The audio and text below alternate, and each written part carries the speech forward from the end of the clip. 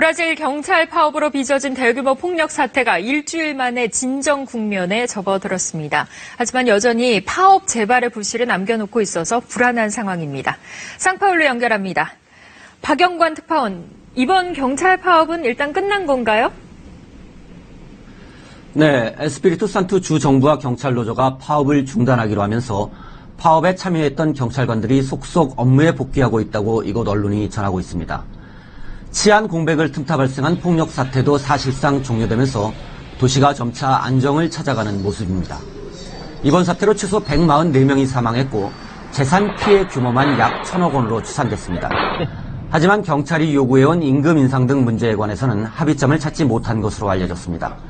경찰 노조 측은 임금 43% 인상과 함께 파업 참가자들에 대한 처벌 면제 등을 요구하고 있는데요.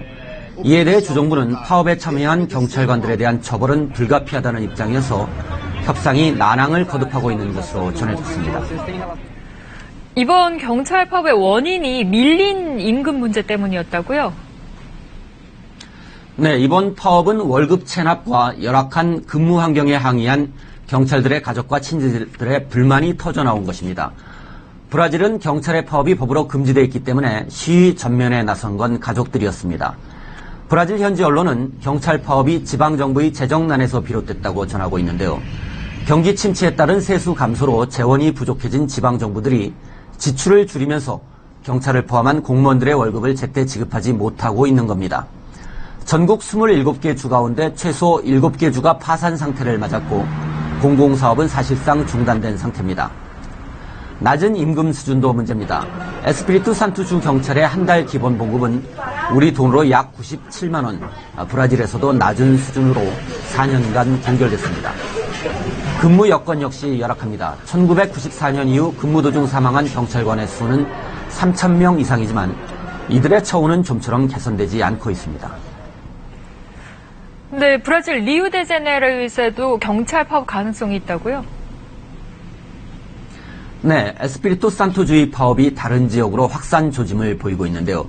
리우데자네이루 시에서는 당국의 긴축 조치에 반발한 주 정부 공무원들이 격렬한 시위를 벌이기도 했습니다. 에스피리투 산투주 파업에 영향을 받은 이 지역 경찰 가족들은 소규모 항의 시위를 하고 있습니다. 이들은 바리케이트를 치거나 물리적 행동은 취하지 않고 평화 시위를 하고 있는데요. 리우시에서는 만일의 사태에 대비해 군 병력을 배치한 상태입니다.